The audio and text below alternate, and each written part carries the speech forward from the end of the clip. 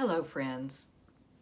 Autumn is the time of year when monarch butterflies make their way south to warmer climates, much like human snowbirds do. Hello, I'm Dr. Renee Harmon. I'm the author of Surfing the Waves of Alzheimer's. It's a memoir about my husband Harvey and his time with younger onset Alzheimer's disease.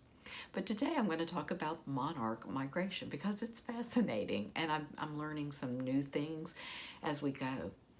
About a year ago, I was staying in the Grand Hotel in Fairhope, Alabama, when I noticed a lot of monarch butterflies.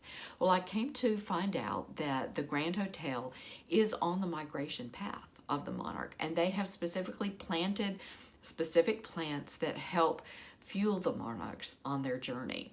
And it's become a symbol of the Grand Hotel as well. There were so many that I was able to get several photographs of these monarchs close up.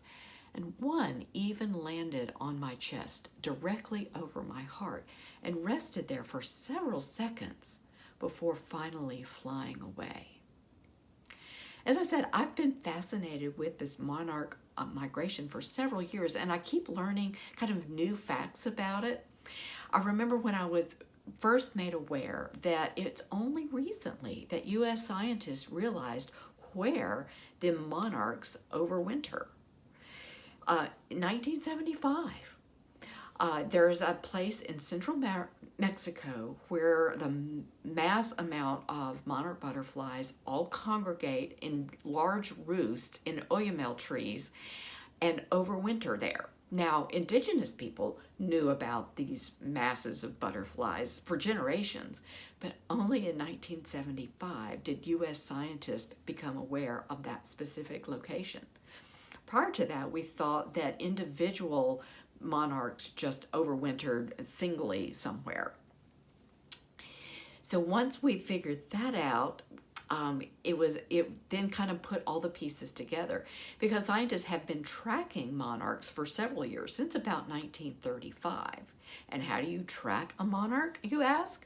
Well, you place an identification tag on them. And how does one place an identification tag on a butterfly? Well, today, scientists use tiny stickers, smaller than the end of a pencil eraser, on the wing of the butterfly. And when a monarch dies, volunteers in the field will gather them up and send them back to the lab for identification. So in this way, we have learned the yearly cycle of the monarch. So let's start in central Mexico, where they're over roosting. Well, when it gets to be about March, when the sun starts to lengthen in the sky, the butterflies all leave and head north.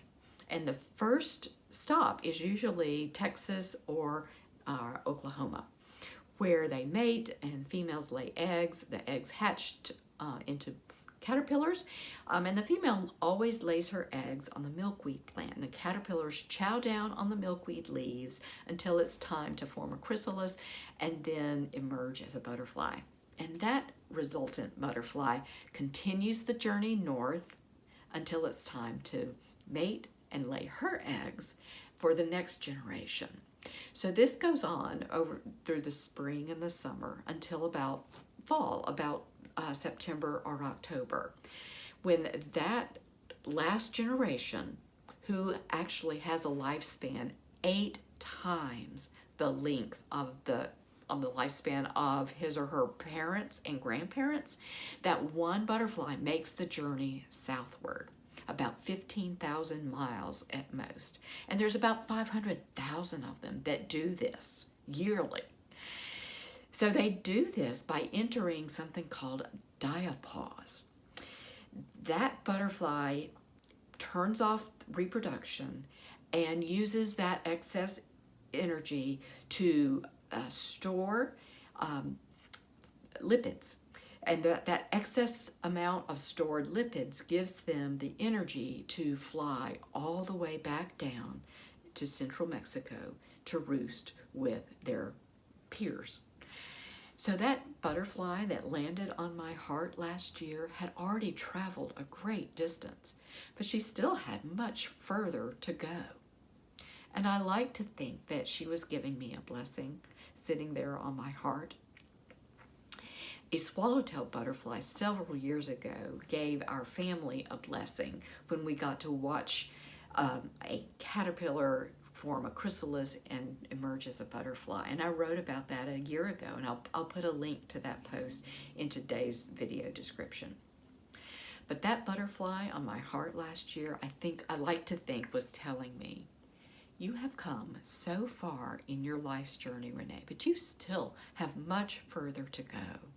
Rest up, fuel up, then get a sense of where you're going, and then hone in on home, where you'll be in the company of others and protected and warm.